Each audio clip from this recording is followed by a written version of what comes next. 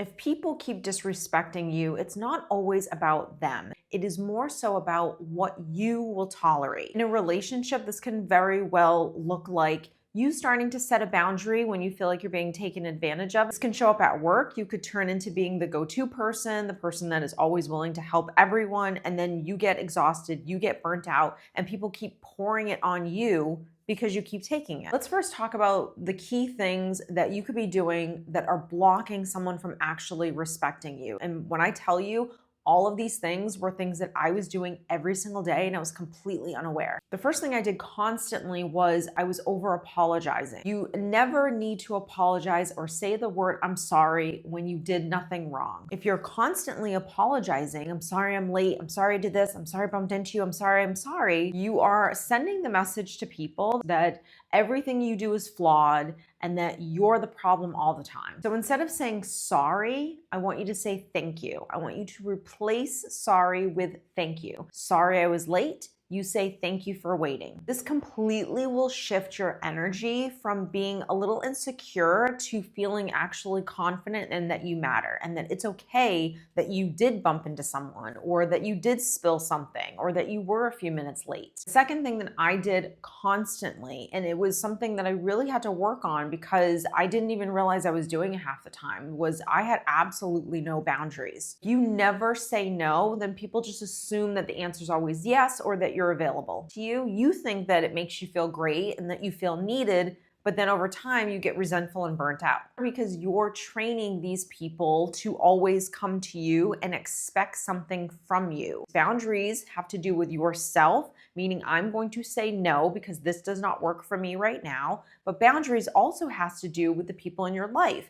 I expect someone in my life to show up for me as well. Boundaries are a great thing to work on because boundaries will never get rid of the wrong people. The toxic people, the takers, the people that just want to take advantage of you, they are going to give you pushback. They are going to get angry. They are going to start giving you backlash when you start setting boundaries or saying no or not being that unhealthy giver that you once were. People pleasing for me was something that I didn't really know I was doing. The underlining message that you are giving people is that you want approval, because a pleaser is very obviously wanting people to like them, to be okay with them. When you are healthy, you no longer are willing to do things that are not good for you. Whereas a pleaser has no boundaries, has no standards, is an unhealthy giver, and everyone knows that. So they stop seeing that person as someone that they need to respect because that person doesn't even respect themselves. So then it became just this cycle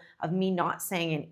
First off, not even knowing what I needed, how I felt, nor did I feel comfortable even speaking up because at times people gave me backlash. So I kind of backed away from that. So I continuously keep abandoning myself. So the more I was abandoning myself, the more other people were not going to respect me whatsoever because I didn't have self-respect. It's a little known fact that people that do not respect themselves take breadcrumbs. They take the bare minimum in every aspect in their life. Relationships, jobs, love, friendships, it doesn't even matter. When you don't respect yourself, you don't have confidence in yourself. You don't have self-esteem. So you don't want anyone to leave your life because you're afraid, what if everyone leaves me and I'm alone? And then I have to take care of myself. So instead of feeling that uncomfortable feeling, you're just going to take whatever little crumb or whatever little thing someone is willing to give you. The person that struggles with respecting themselves also will enjoy the breadcrumbs because they make those little things that someone is doing for them into being the most monumental things in the world. And you know, if you are wounded and you have been through a lot of trauma in your life, you realize that anytime someone gave you the littlest thing that you got so excited and it meant something more than what it actually was. Look, they texted me in the morning. Look, they called me back. Look, they bought me a dozen roses. Every little thing was so monumental that you made it into something that it just wasn't. Yes, it was a nice gesture. Yes, it was a nice thing, but it didn't need to be on the pedestal that you put it on. And the only reason why you put it on that is because you've never had anything even close to it at all. The only way you can really learn to start respecting yourself is through self-parenting.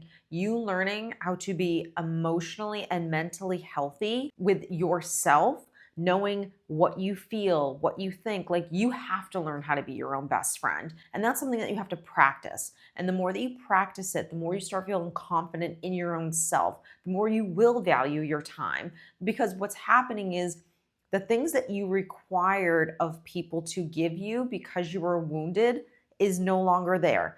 When you start pouring into yourself, you realize, okay, my cup is kind of full. I don't need you necessarily to pour into it. I need you to pour into it in a healthy way, not in a disrespectful way, not in you giving me breadcrumbs. Like, the standards start getting higher and higher when you actually just learn how to love yourself and take care of yourself. A lot of the fears that we sometimes have with boundaries is the communication piece. We dance around how we actually feel or how we want to be treated because we live in fear. We don't know how to be confident and assertive with what it is that we want. And no one can tell you how to do that. You have to practice that. It's not just in what you say, but how you say it, because your energy speaks volumes. We sometimes struggle with feeling like we need to give a fully detailed explanation as to why your answer is no, or why we feel the way we feel. That's part of that need that you still want to please, or you want everyone to understand you, or you want everyone to validate you. And this is a good way to determine whether or not someone is healthy or not. Tell someone what your boundaries are and see how they respond. Nothing will ever demand respect more than your willingness to completely walk away from a relationship. When you are okay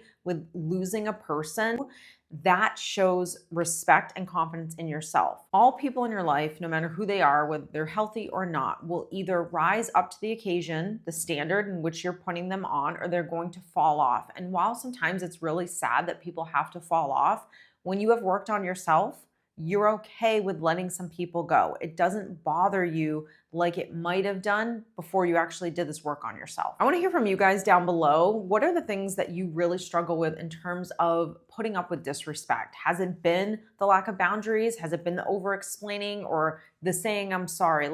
What ways have you shown people that you don't really respect yourself? These are the things that you need to start working on today. If you need any help or if you're interested in working with me one-on-one, I will link everything down below. So thank you guys so much for joining me, and I'll see you guys in the next video. Take care. Bye.